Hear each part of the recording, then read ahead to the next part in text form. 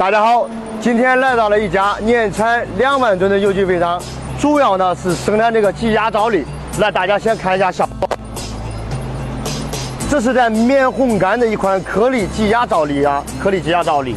它这个流程呢是经过前期的发酵，然后粉筛、脱水与粉筛，然后直接挤压。挤压的时候，这个水分呢是在40左右啊，在40左右。挤压出来，它这个水分稍微大一些，所以说咱们如果说不是直接去装袋的情况下，咱们直接就像这样挤压出来，陈化2到3天，陈化2到3天，然后最终通过咱们那边那个料厂粉筛，然后直接打包，直接打包。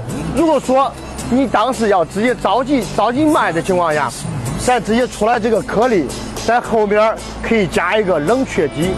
加过冷却机以后，直接进入咱们那个包装机，直接打包就行了。好，今天就给大家讲这么多。